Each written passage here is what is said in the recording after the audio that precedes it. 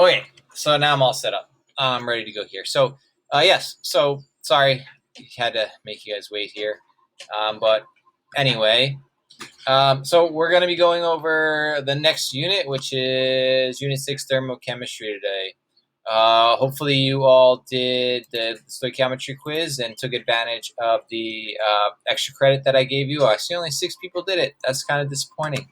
Thought more of you would do that. It's a lot of points for a simple assignment, so give that a shot if you get a chance to do it. Also, make sure you're doing the gas law stoichiometry quiz ASAP. Okay, that needs to get done. Okay, so the introduction to thermochemistry is what we're talking about today. There's a new unit. So again, the new unit is thermochemistry. I posted the success criteria here, so I'm opening it up right here. Today, we're going to be talking a little bit about actually everything in here, except the last number 4. There'll be a little bit of number 1, a little bit of number 2, a little bit of number 3. All today. We're going to talk a little bit about all that today. Okay? So that's the success criteria for this unit we're going to be doing now. And then for the assignment for today, the first thing is you're going to watch the video. So I'm making the video now, so just watch this. We're going to go over 6EE at some point in the video, which is pretty short. It's gonna be like right away. And then we'll go over the answers to that. You're going to try it, and then we'll go over the answers to it. As we go, actually, there is a kind of like guided notes. So as you watch the video, you can fill out these guided notes. So if you're in class right now, you might want to open this up.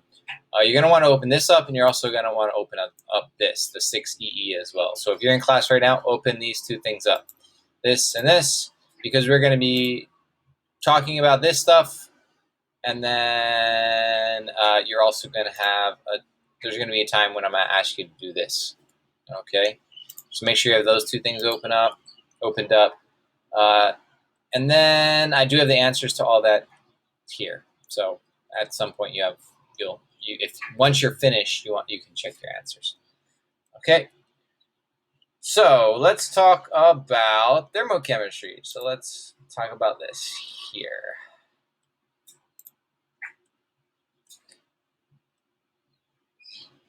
Well, that's weird that it does it that way. Whatevers. We don't need it that way. We'll just do it this way. Okay, so thermochemistry. What is thermochemistry? Well, thermochemistry is exactly what it sounds like. It's thermochemistry. It's thermo means heat, right? So it's the study of energy changes that occur during chemical reactions and changes in states of matter. So I add the little changes in states of matter because chemical reactions are not changes in states. Changes in states are actually physical changes. They're not chemical reactions. So that's what thermochemistry is, the study of heat. Yeah, the study of heat related to chemical reactions and changes in state. Energy. So when we talk about energy changes, well, what is energy? Energy is the ability to do work or produce heat. Okay, so to do work or produce heat. And most of the time in this, what we're talking about when we talk about the ability to do work is we talk about expansion of a gas. That's most of the time what we're going to be talking about, expansion of a gas due to volume change. So pressure or volume change, okay? And then to produce heat. Now heat is actually just energy moving from low concentration to higher concentration, or moving from hot to cold. Sorry, I said high concentration to low concentration, not low to high. It always moves from high concentration to low concentration, or hot to cold. Okay, so heat always moves from hot to cold. Sorry. The law of conservation of energy. This is also the first law of thermodynamics. We're not really going to talk too much about the laws of thermodynamics in this course, but we do talk about them in AP chemistry or like higher level chemistries. But the first one is the law of conservation of energy, and that's something that you probably learned in like elementary school, that energy cannot be created or destroyed, but can be converted from one form to another. Okay, so we can change energy from one form to another. So we can go from like chemical potential energy, like something like coal, and we can change it into heat energy. Right? We can release that energy, right? We can release that energy.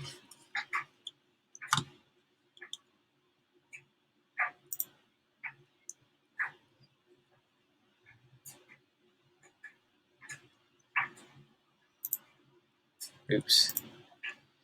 Sorry. So yes, we can release that energy. Something like coal and chemical potential energy actually is very, very dense. There's a lot of energy in there. So like coal or oil, like that's why gasoline is that's why we use it to power cars, right? There's a lot of energy in a small amount of object.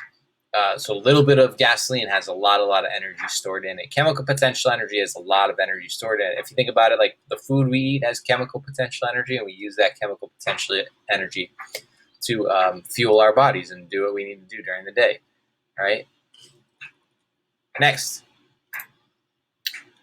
heat. The flow of energy due to temperature difference. So that's what heat is. The flow of energy due to temperature difference. You always move from hot to cold or high concentration to low concentration.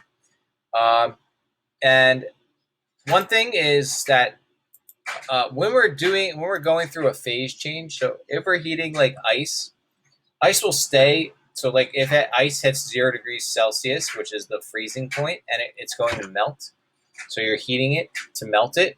It will stay at 0 degrees Celsius. You'll keep putting heat into it, until it changes state of matter. So when you have a phase change, the temperature doesn't change for a little bit. Okay. During a phase change, the temperature doesn't change immediately. It takes a while. You have to add heat, and eventually the phase will change, and then the temperature will change. Okay. So that's one tricky thing that a lot of people really don't understand and really get confused about, is that temperature actually doesn't change during a phase change. Once the phase change occurs, then the temperature will change. Okay. Another thing people often forget or don't realize is that the melting point and freezing point of a substance are the same temperature. So the melting point and freezing point of water are both 0 degrees Celsius. So water freezes at 0 degrees, and it also melts at 0 degrees. It just depends on what direction you're going. If you're adding heat, it's going to melt. If you're taking away heat, it's going to freeze. Or I really shouldn't say heat. If you're taking away energy. Okay, really, heat is the flow of energy. Heat is not energy itself. Heat is the flow of energy. Okay. Next, let's talk about the flow of energy. We talk about endothermic versus exothermic. So in endothermic reactions, the heat is entering the system, it's going in. And exothermic, it's leaving the system. Okay, now what does that mean? Well, when we talk about the system is whatever you're referring to. So the object or the thing that you're looking at, that's what we call the system. Everything else is the surroundings. Okay, everything else is the surroundings. Now, heat can flow into the system during endothermic, enter. You think about entering a system, enter. Okay, and heat can flow from a system or out of the system or exothermic or exiting. Okay, so I'm going to show you some examples here. So endothermic, enters the system, enters. Think about enters the system. Okay, the delta H is positive, or you get a positive enthalpy. We'll talk about what this means a little bit later. Okay, we'll talk about what enthalpy means a little bit later and what delta H is a little bit later. So energy is going into the system. So the system is whatever we define, and the energy is going in. If we're adding energy to the system, that means the overall energy is increasing. We're adding energy. So it's going up. So if we were to draw a reaction diagram, you'd see that the reactants would have less energy than the products. Okay, because we're adding energy, so the products are at a higher energy. Okay, so in this diagram, we have reaction progress on the X, and then the potential energy on the Y. So reactants go to products, and we're adding energy. Energy is absorbed, so the products have more energy than the reactants. Okay.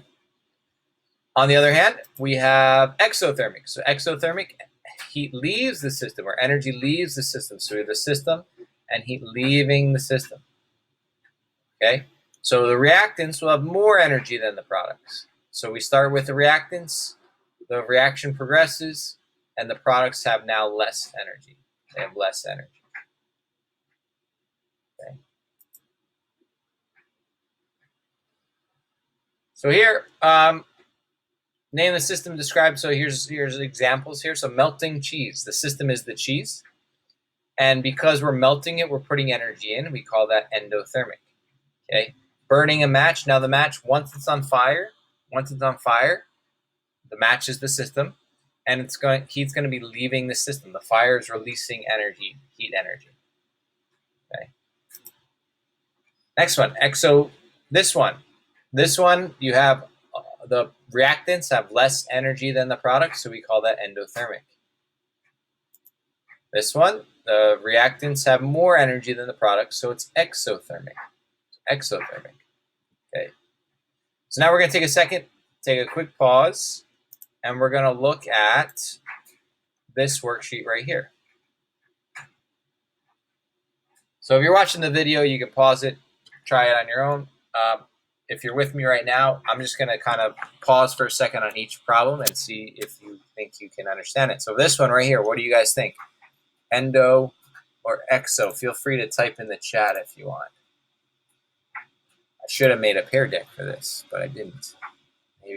Maybe I'll make it for next class. Okay, so the first one, you'll see that the reactants have more energy than the products. So therefore, it is exothermic. We're losing energy. Exothermic. Reaction B. And the answers are another thing anyway. So you need to see the answers. They're right here.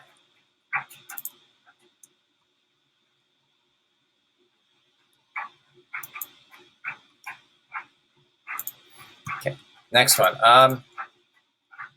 So B, we have the reactants higher than the product, so that is exothermic. The heat energy is being lost. Exothermic. Reaction C. The reactants have less energy than the products, so we call that endothermic.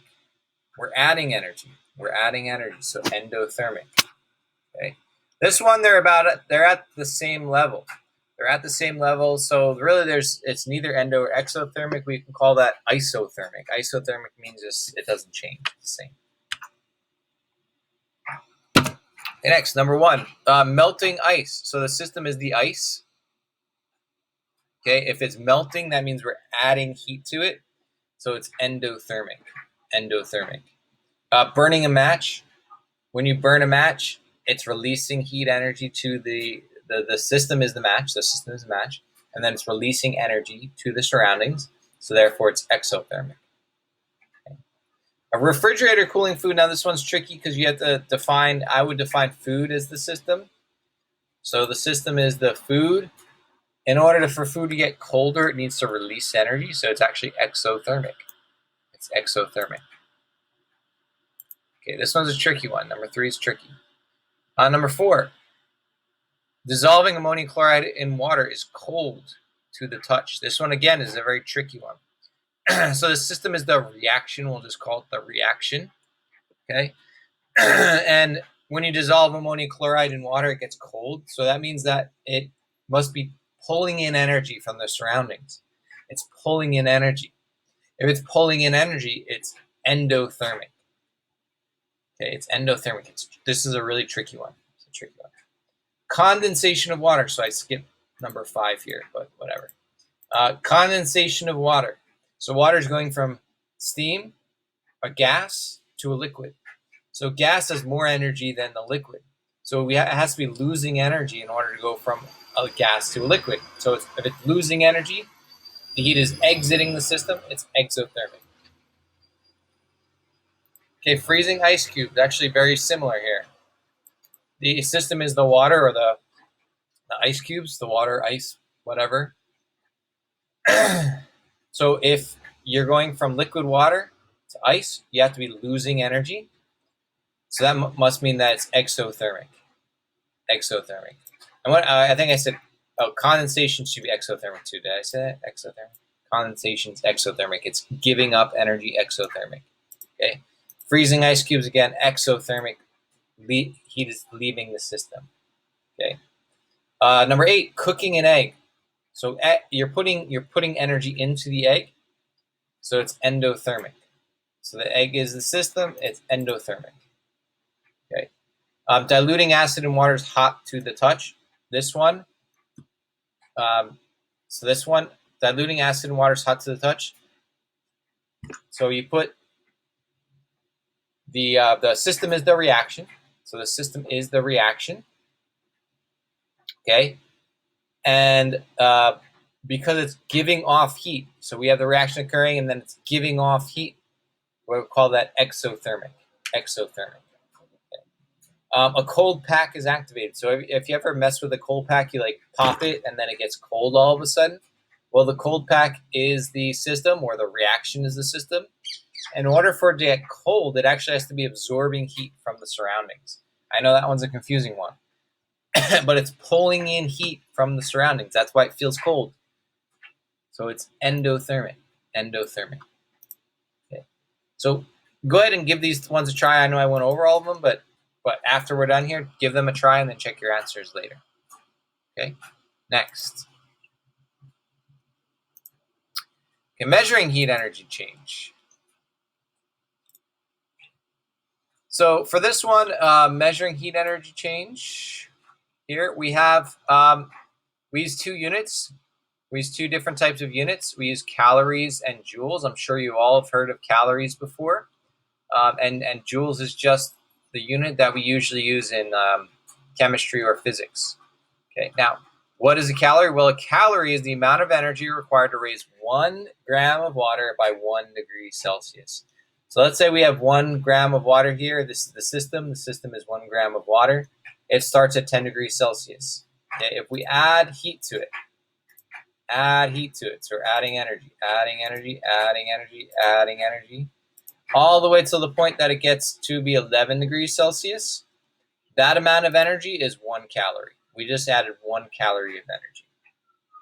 Okay, we added 1 calorie. That is the definition of a calorie. Okay.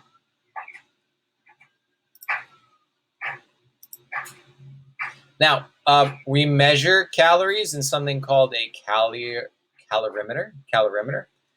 Really think about it, a calorimeter. It's something that measures calories. Okay. Now, a calorimeter, really simply, on the right-hand side here, so this side, we have the system in this little closed container, and we have water surrounding it. Okay. And the system, there's a reaction that occurs, or something that occurs in the system. And then the water changes temperature. We measure that temperature change, and then we can figure out how much energy was released or absorbed. Okay? So we can figure out how much energy was released or absorbed. So that's a really simple way, a simple calorimeter right here. Okay? This is a more complicated one. This is really like what you use in a lab. But this is the basics of it. You have the system, the reaction occurs, the water changes temperature. We look at the temperature change of the water, and we figure out how much energy was absorbed or released. Okay? Now, I know I said calories, and you are very familiar with the term calories. However, the actual term calories that you're familiar with is more actually like kilocalories. Okay? So the calories you see on the label of your food that you eat actually refers to kilocalories, so 1,000 calories. So when you see 690 calories here, that's actually 690,000 science calories. Okay, I say it's science calories, right? With a little c. So the difference is little c and big C. Big C is 1,000 calories, or like 1 kilocalorie. Little c is science calories. Okay. Now, if you look at some nutrition labels from other countries, like Japan or European countries, you'll actually see kcal. You'll see kilocalories. Okay, because they understand metric prefixes. So this is just a metric prefix. But a lot of Americans don't understand metric prefixes. So instead, people decided, or whoever decided, that we're just going to use capital C calories instead. Okay. Now, we also have to know how to convert between the different units. So 1 calorie is 4.184 joules. 1 big calorie is 1,000 science calories. 1 kilocalorie is 1 capital C calorie. And 1,000 joules is 1 kilojoule. Okay, so you're going to do some work with that. I set it up in, I made it really, really simple. If you look at this work here, I set up all these, how to do the conversions originally, and then you just have to do it for, so you calculate these, and then you have to set these ones up. But these ones are very similar to what you did up here, so you get some practice there. Okay.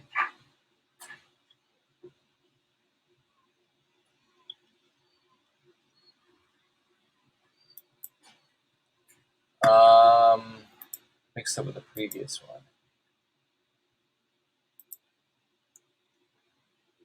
Hold on one second. Maybe get rid of this. Does that help, Devin?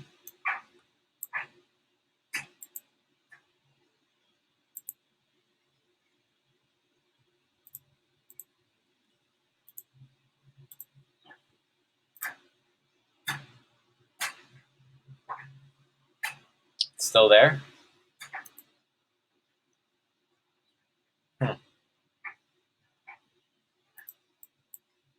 I don't know what to do though. Can you see the what screen is still there?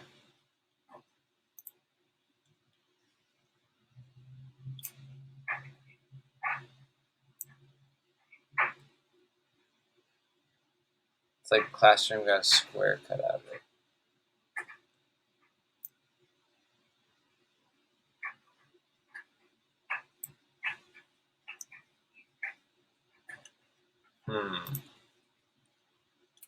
All right, let me unshare my screen and reshare it again.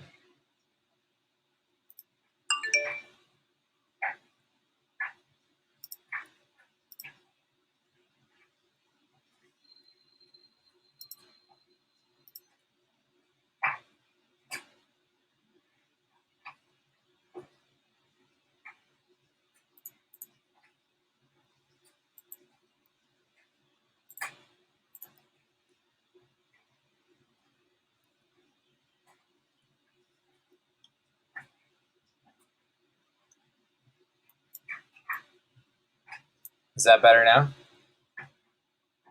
Okay, cool. Okay, so the next thing. So we measure, we're measuring calories, right? Okay, and one of the properties of matter, or two of the properties of matter that we're going to be looking at to determine what types of substances are being used, or what type of substances are there, as well as this also is going to help us. These two things, heat capacity and specific heat, are going to help us measure the amount of heat energy that's absorbed or released during chemical reactions, as well as physical or chemical changes. Okay.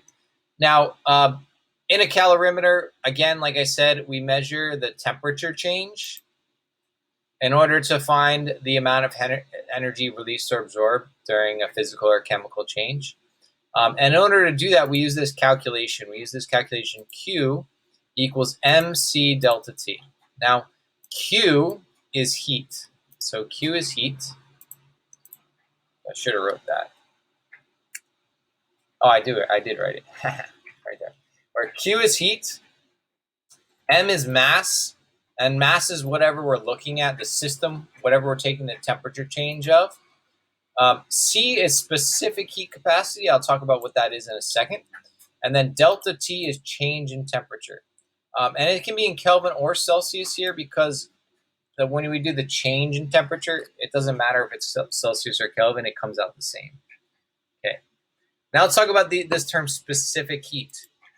So specific heat is a property of every substance. Every substance has a different specific heat, and it's the amount of energy required to raise the temperature of 1 gram of a substance by 1 degree Celsius. Okay? So if we have 1 gram of an object, how much energy does it take to raise that 1 gram by 1 degree Celsius? That is the specific heat. Okay? That is the definition of specific heat. Okay? If you want to get a visual of it, I have a visual here, but I don't want to put the present thing because then I'll probably screw up again. But basically, if you have 1 gram of water and you add energy, and heat it by 1 degree Celsius, that would be the specific heat of water. Okay, and the specific heat of water, this one is, we're going to use water almost more than, well, way more than any other one, and it's 4.184 joules per gram degree Celsius. So it takes 4.184 joules to heat 1 gram of water by 1 degree Celsius. Okay, of course, the garbage truck. All right, it's gone, hopefully. Or you can talk about 1 calorie per gram degree Celsius. The specific heat of water is 1 calorie. So it takes 1 calorie to heat 1 gram of water by 1 degree Celsius. I think that's basically how they came up with a calorie. They said, all right, if we have 1 gram of water, how much energy does it take to heat up by 1 degree Celsius? And they found that it's basically 1 calorie. Or that's the definition of a calorie. Okay. So that's specific heat. Now, specific heat doesn't matter how much of a substance you have. The specific heat never changes. It's an intrinsic property of matter. Okay, it doesn't change. Now, heat capacity is a little bit different. It's basically if you have an object. So this cup has a heat capacity. Okay, it takes a certain amount of heat to heat this cup up by 1 degree Celsius. Okay, that is heat capacity. Heat capacity is like a property of an object. Property of an object. Okay, it does depend on mass. Okay, it's basically heat capacity is the mass times the specific heat capacity. The mass times the specific heat capacity will give you the heat capacity. So you're just multiplying mass and specific heat to get heat capacity. Okay, the amount of energy required to raise temperature of an object by 1 degree Celsius. Okay, what else we got here? Okay. So this equation, this Q equals MC delta T, I have a little bit of a description here of what that is. So enthalpy, again, we'll talk about what enthalpy is later. The Q of the system, so that's the heat of the system, is equal to the negative Q of the surroundings, so the opposite. Because the system, whatever's happening to the system, the opposite is happening to the surroundings. Okay? And then we say it equals MC delta T. Now, if the heat energy is being lost, it's going to be negative. If the heat energy is being gained, it's going to be positive. Okay, so positive it being gained, negative being lost. So these negative Q and positive Q doesn't really mean anything at this point. It really, you really just have to pay attention to heat being lost or heat being gained. Okay. And often during these equations, we're going to be using water. So the M is going to be of water and the specific heat is going to be of water. It's not always the case, but that's a lot of the case. And 1 milliliter water is equal to 1 gram. So you do need to know that. 1 milliliter of water is 1 gram. Okay, so if you say 100 milliliters of water, that's 100 grams. Same thing. Okay. Now, each substance takes different amounts of energy to change temperature. So everything has a different specific heat. Okay, so these are this is just a description of different specific heat. So water actually has a very high specific heat. It takes 4.184 joules of energy to raise 1 gram of water by 1 degree Celsius, whereas it takes 0.89 joules of energy to raise 1 gram of aluminum. So it takes more than 4 times the amount of energy to heat water than it does to heat aluminum. So 4 times as much energy. Okay. Now, let me see. I think that's all I have. Yeah, that's it. That's all we're going to talk about today. Tomorrow we'll be doing calculations involving Q equals MC delta T, and we'll talk about more of that tomorrow. Okay, I think that's the assignment for tomorrow. It's calorimetry, introduction to calorimetry. So I do have to make a video on that one. I didn't make a video on that one. So yeah, I did make a video on that one already. So yeah, that one's good already. I didn't make one for today, but okay. So that's it for today. If you do have any questions, feel free to email me or let me know, or you can ask me right now or whatever. But that's all I got for today. Your job now is to complete the two worksheets, the 6EVE and the 6EE. Okay, do those to the best of your ability. The answers are there, so try them as best you can. If you need to rewatch this video, I'm going to post it right now, so you can rewatch it if you like. Okay, and then I will see you all tomorrow.